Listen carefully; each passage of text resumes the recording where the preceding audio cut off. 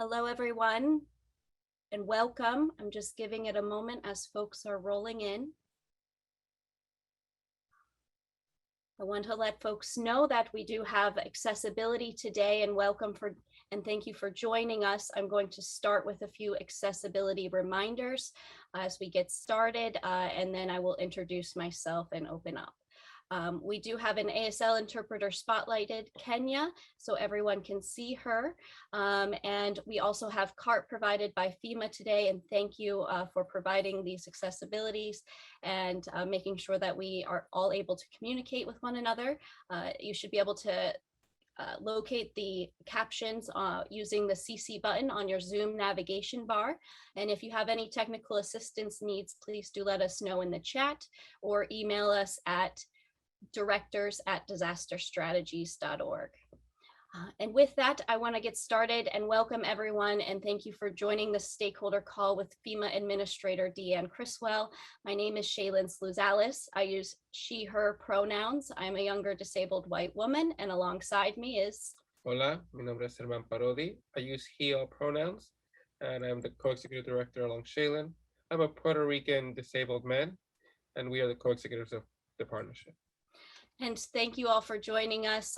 Today's meeting, we are joined by Administrator Criswell to discuss the longstanding systemic barriers and impacts people with disabilities have faced before and throughout the COVID-19 pandemic and concurrent disasters.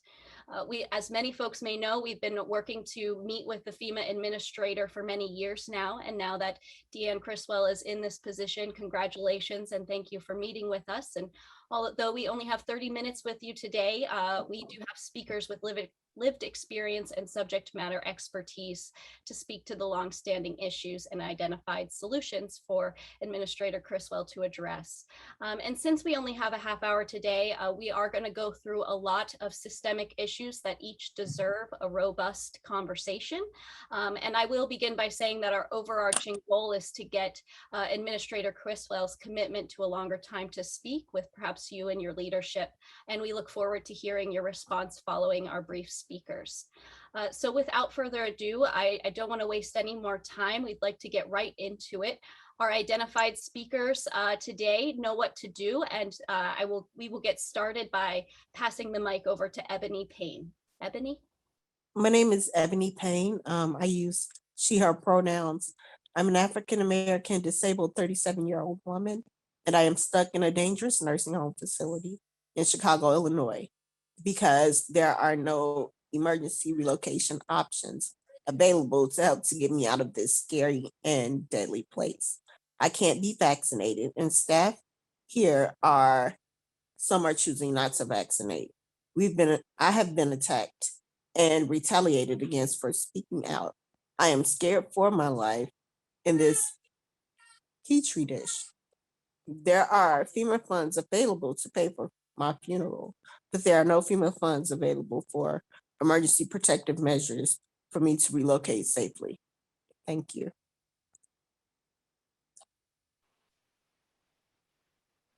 Hi, my name is Misty Deanne. I use she, her pronouns. I'm a disabled woman, and I'm the CEO of Roads to Freedom Center for Independent Living of North Central PA. Our CIL has been working throughout the pandemic to transition and provide emergency relocation for people out of deadly nursing facilities and into their own homes. We've been educating our county since day one and are now on our third reapplication for one of our 36 counties because of a lack of information and guidance presented by FEMA and PEMA and our local county emergency management agency. There are CILs across the nation that provide NHT and could easily implement emergency relocation programs if we had access to the additional resources like FEMA's Public Assistance Category B funds. But we keep getting told we aren't eligible for reimbursement. CILs like RTF could help people like Ebony if we're considered eligible private nonprofits for FEMA Public Assistance Category B funds. Thank you.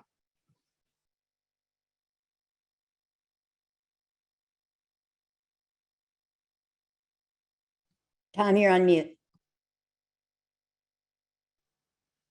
My name is Tom Olin. I use love and him as pronouns. I'm an elder. I'm a white man with disabilities. I'm a resident of Texas and was impacted by the life-threatening winter storm of February 2021. When needing a reasonable modification for the FEMA individual assistance application, I didn't have a way to identify that request. I clicked on question 24, hoping someone might ask me about my disability, but nothing happened.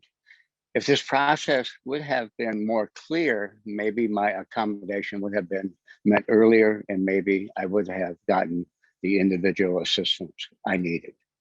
Thank you. My name is Marcy Roth. I use she, her pronouns. I'm a disabled woman and the Chief Executive Officer of the World Institute on Disability. I'm the original director of the Office of Disability Integration and Coordination.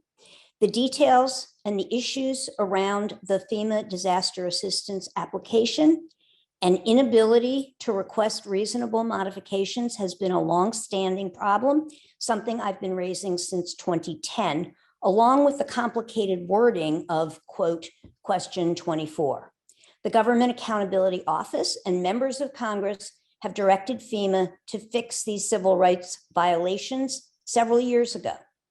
FEMA must immediately provide an equitable way for disaster impacted applicants with disabilities to request reasonable modifications throughout the application process and identify their disability related losses.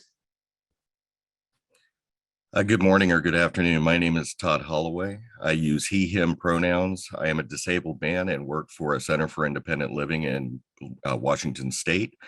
I am the co-chair of the Nichols Emergency Planning Subcommittee.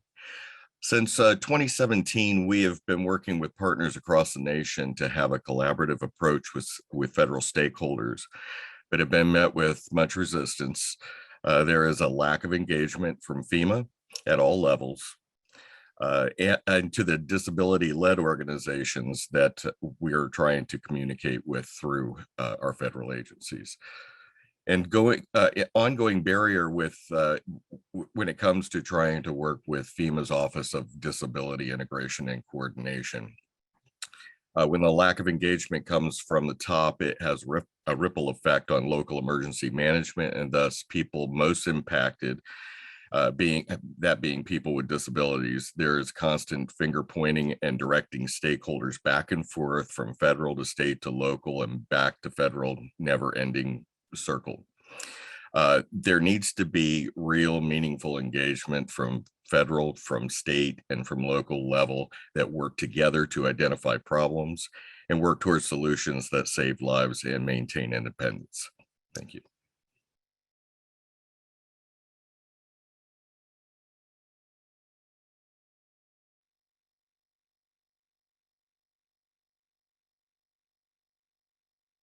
Alyssa, you're not on. My name is Alyssa Ellis. I use she, her pronouns. I'm a woman with a disability.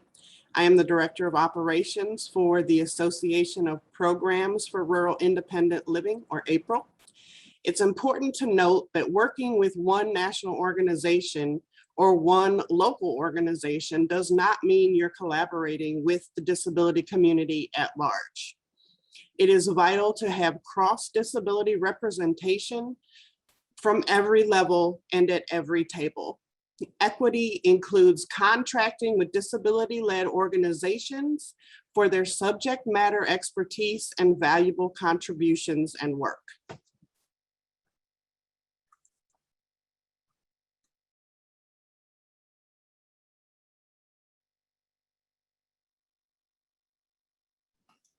Hello. Hello. Good morning. My name is Jim House.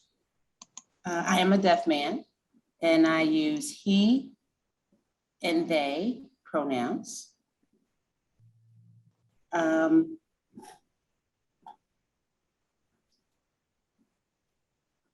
Yes, so I am the manager, the head of the Coalition for Inclusive Emergency Planning in Washington State for the independent living. During disasters, I often find myself reminding everyone and anyone that will pay attention that they have to have an ASL interpreter, that it needs to be provided for the announcements. We need to be able to see the ASL interpreters on the screen. There needs to be some kind of picture-in-picture. We work tirelessly, and sometimes we have complaints and lawsuits and we need access, but that's after the damage has been done. One of those examples is that's just one of those examples. However, training is where the effective access needs to be. The communication and the information during and after disasters is what I have a right to. Trainings must include different and effective experiences for equitable training. And there should be contracts that are given to disability-led organizations to contribute to these trainings. Thank you.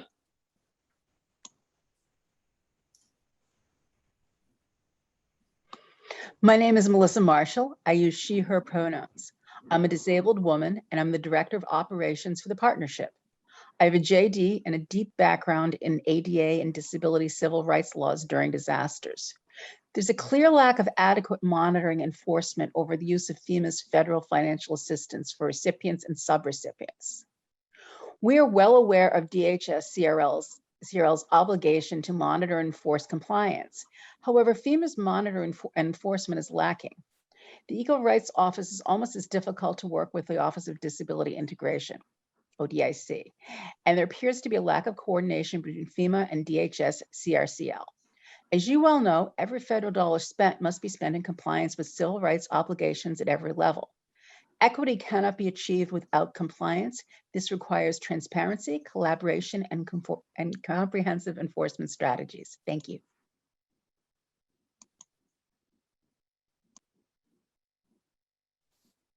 Since the Office of Disability Integration and Coordination has chosen not to collaborate with us and block other FEMA staff from working with us, who can we look to as our point of contact, Administrator Criswell? The issues we have raised here and many others we didn't have time today to raise are not new. Leaving this meeting, what can we expect from you that will be different in reaching disability equitability? This is Shaylin. Want to thank you all for speaking today, and I will pass it off to Marcy to introduce Administrator Criswell. This is Marcy Roth speaking. From the first rumors of Administrator Deanne Criswell's potential appointment as FEMA's new administrator, I was hopeful that a 4-year nightmare for disaster impacted disabled people might be coming to an end. I first worked with Deanne Criswell on making FEMA Core an inclusive option for youth with disabilities, then in launching the new National Incident Management Assistance Teams with full-time disability advisors on every team throughout planning, training, and deploying as first on the ground advisors to disaster impacted states. I deployed with Ms. Criswell on several occasions as her disability advisor, and then had the opportunity after we both left FEMA to work together on implementation of some key disability inclusion efforts in New York City and in other ways. It is with great hope and appreciation that she has taken on this very important role as a public servant once again. And I want to turn to Administrator Criswell now. We very much hope that this is the beginning of a significant change in what happens for people with disabilities and the whole community before during, and after disasters.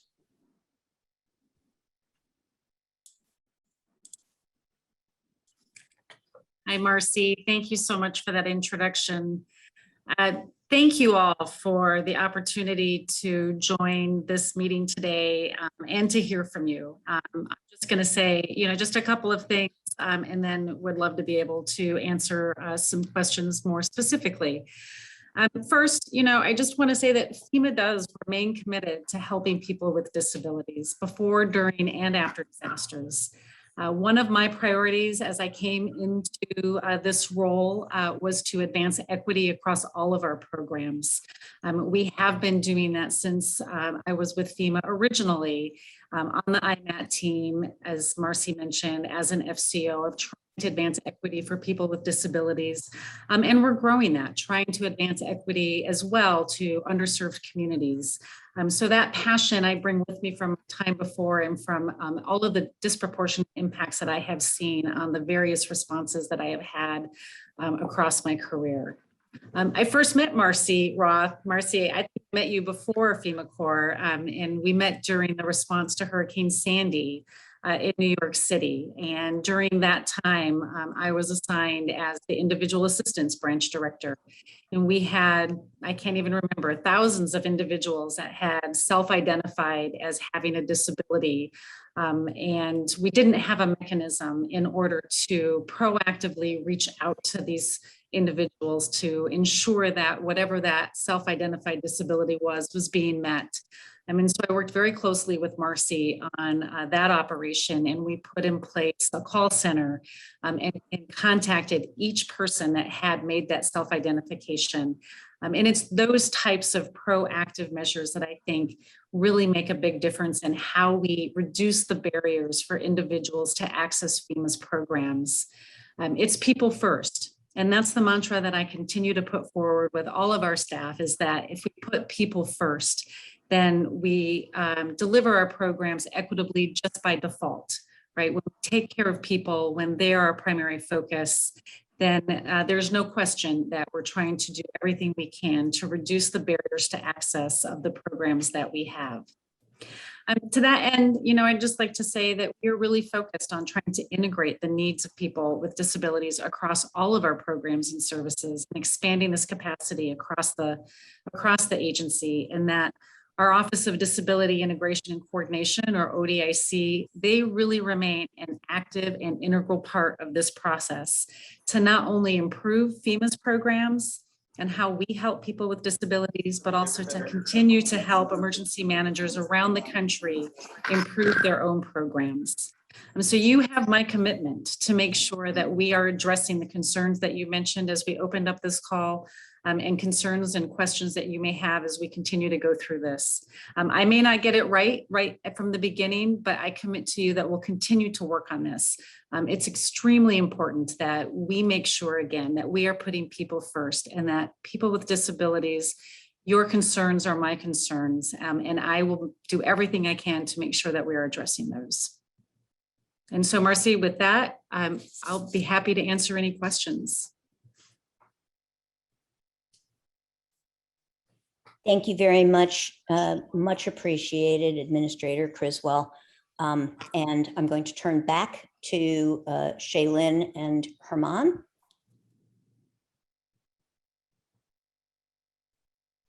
This is Herman, and again, thank you, Minister Criswell, for joining us, and all the panelists and all the attendees. We'll start going backwards, and each panelist address specific issues, but overarchingly, we have had, as a disability community nationwide, a disconnect with FEMA, and we recognize this is not your fault. This is long ongoing, but how can the disability community have a direct line to FEMA when there are disability-related discriminations in disaster response? I think I'm still off mute here. I mean, we need to have that direct line. And I would say that your first line is the Office of Disability Integration and Coordination. They are the group that is continuously working to try to improve the way we deliver our programs, working with our emergency managers across the nation in order to help them improve their own delivery of their programs. This doesn't just happen at the federal level. This is a tiered response. This is a system, right? It's state, local, and federal that need to come together and make sure that we are addressing updating our plans to make sure that they are addressing the needs of everybody in the community. And so your first line is with the Office of Disability Integration and Coordination. You can also work through your regional offices where they also have disability integration specialists assigned to every region across this country.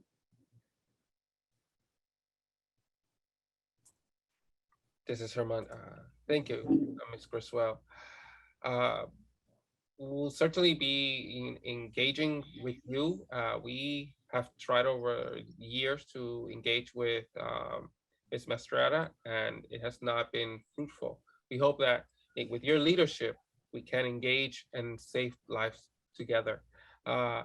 Misty Dion from Road to Freedom Center for Independent Living in Williamsport has been trying to access PAS through the addendum that was put out by Fema in November of last year.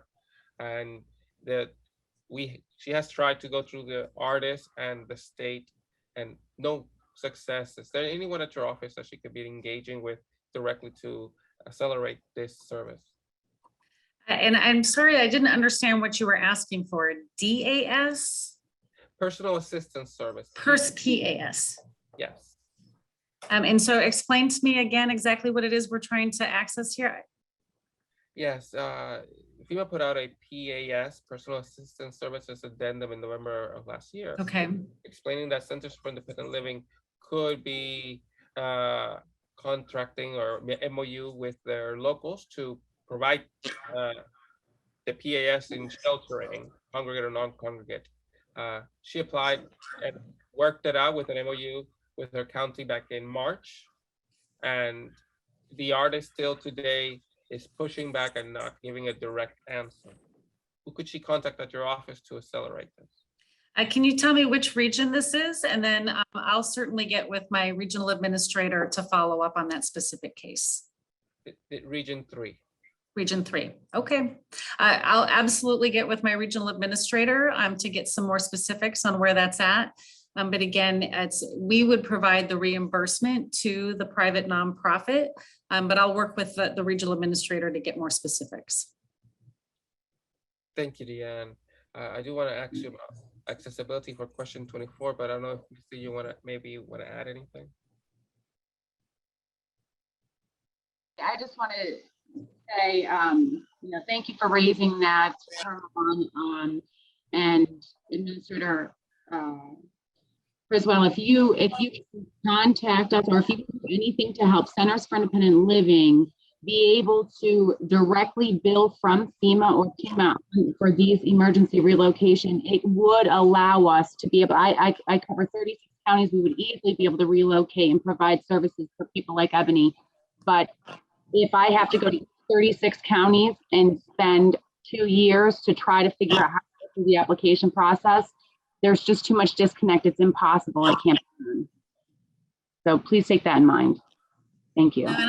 I appreciate that comment. And again, we do have the ability to provide reimbursement to eligible private nonprofits. Again, I'll work specifically if this is still the Region 3 issue on what the delay is. But if it's not an eligible private nonprofit, then that's really the mechanism where we need to be providing the reimbursement. And I just want to say that look, the definition, in my perspective, I think I could argue that we are an eligible private nonprofit. And I think that's what we're getting frustrated with. I think there's a disconnect in understanding what the Center for Independent Living is. Some are different.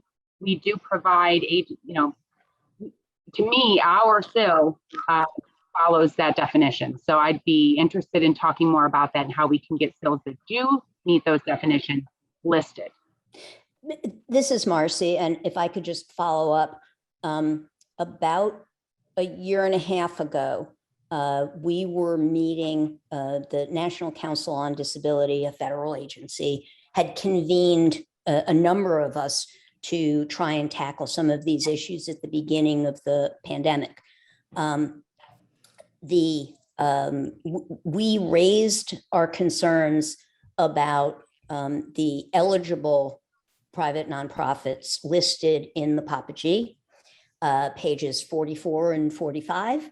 They list sheltered workshops. They list adult daycare for people with disabilities. They list residential disability providers, and they exclude those community-based disability providers.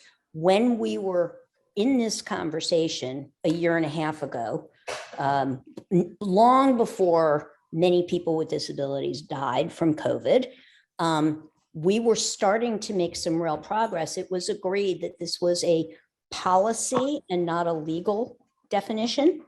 And we had started the process of making those changes. Unfortunately, the Office of Disability Integration and Coordination put an end to those meetings, and we have been unable, and I believe we've talked about this before, we've been unable to address this issue. And as a result, organizations like Misty's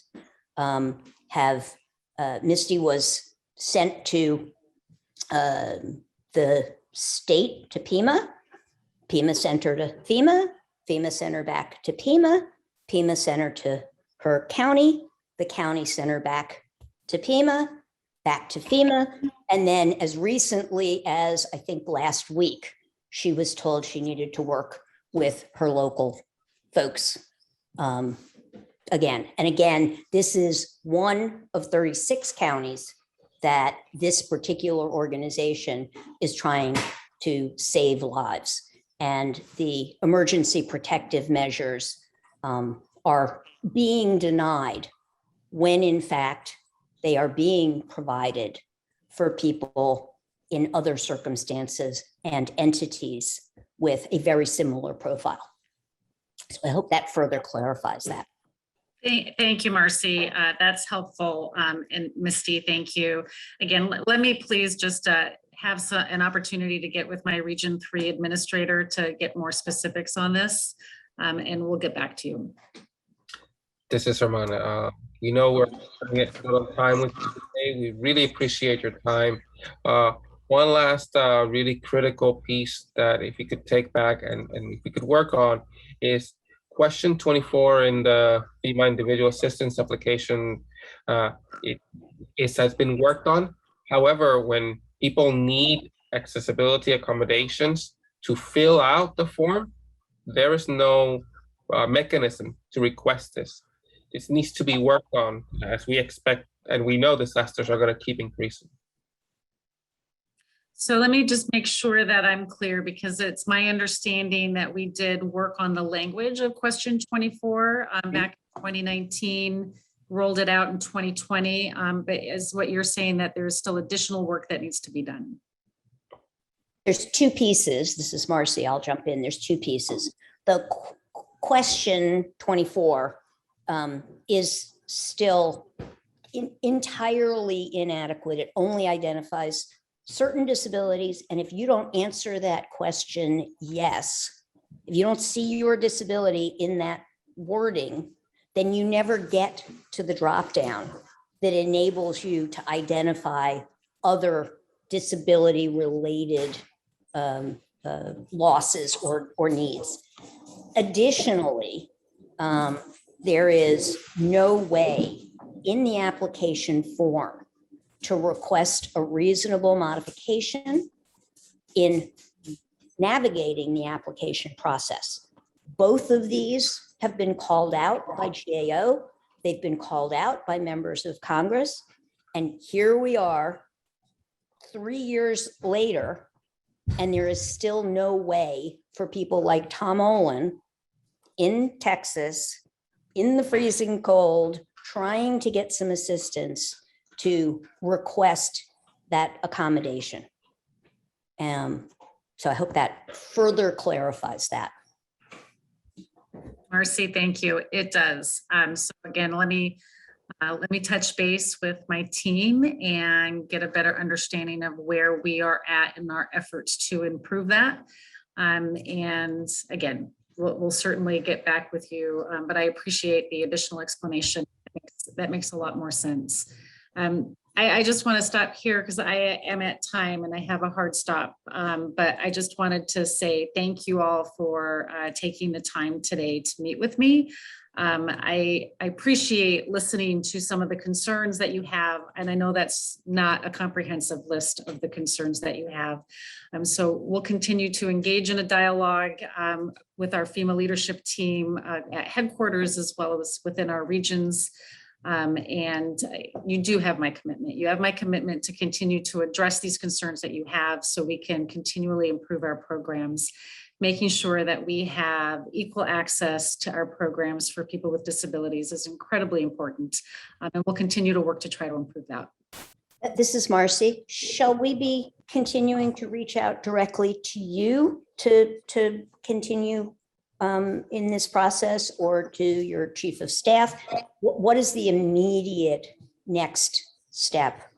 We have 122 people on the line. We have lots of Q&A. What is it that we need to do at this point to move forward from this important conversation? Again, I'm going to direct you to our Office of Disability Integration Coordination. I mean, that is the main entry point. I understand that there's some frustration there. And so if that's something where you're not getting what you need, I would suggest you reach out to my chief of staff and he'll help facilitate that conversation. Okay, we already have, we will again. And will we have a different experience this time when we reach out to ODIC? I would think that ODIC is going to be your best bet for trying to move things forward. They understand my intent on how I want to make sure that we are providing our programs in a way that's accessible for all. And so, again, if you're not getting a different result, you can certainly reach out to my chief of staff as well. And again, I appreciate everybody's time. I really do need to run to my next meeting right now. As again, we are in the middle of the start of the peak of the hurricane season, and I'm down here at the National Hurricane Center focusing on this preparedness message as well. This is Shayla. I want to thank you so much, Ms. Administrator Criswell, and thank you to all of our panelists who spoke today and to our attendees, over 100 attendees that have been listening in and providing feedback and comments in the chat and Q&A. And we will be sending out a post-production of this meeting and hope to address some of the concerns and further ongoing dialogue around these ongoing systemic issues. So thank you all so much for joining us. I do want to mention that the partnership holds weekly national stakeholder calls at 3 p.m. Eastern time each Tuesday. And I encourage everyone to join in with us there. We will be having a bit of a moment to reflect upon today's meeting. And I encourage folks to reach out to us at directors@disasterstrategies.org. Again, thank you so much. And thank you to FEMA for providing our accessibility accommodations today. And thank you for all joining us. Stay safe, everyone.